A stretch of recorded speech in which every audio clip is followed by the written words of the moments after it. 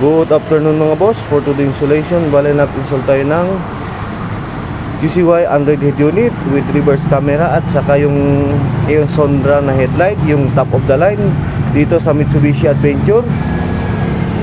Bale ito yung na-install natin na ilaw mga boss. Yan.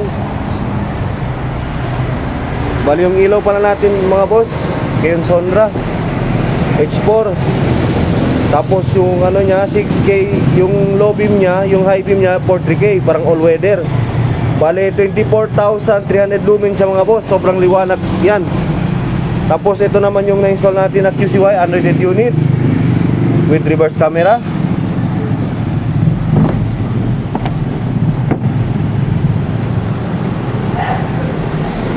Bale 4 RAM na siya and 64 gig ROM siya mga boss, 9 inches. Ngayon pasok tayo sa loob mga boss. Tignan natin yung bale ito pala mga boss, ginawa natin retrofit siya mga boss kasi old model na siya.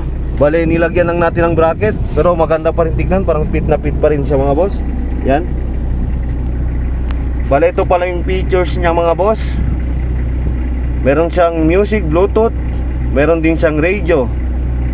Tapos meron din siyang maps, YouTube, Chrome. Meron din siyang Waze, Spotify, Netflix. Bale pwede na kayo mag-download ng kahit anong app mga boss kasi meron siyang Play Store. Kailangan nyo lang i-sign in yung Play Store, tapos mag-download na kayo ng kahit anong apps. At may kasama siyang USB slot dito mga boss.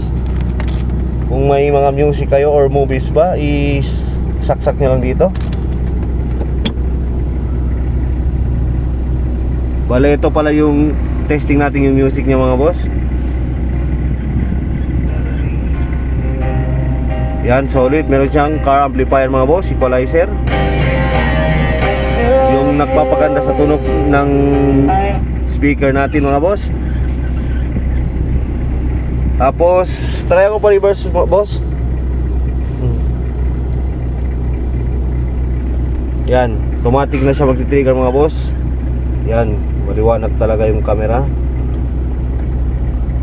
Yun na mga boss, more inquiries, visit our shop dito lang sa Andre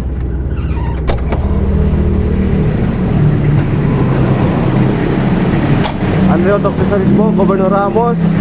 Medyo maulan tayo mga boss ngayon. Sarap lang ni Sir Kyle Satiao. Yun lang mga boss, thank you.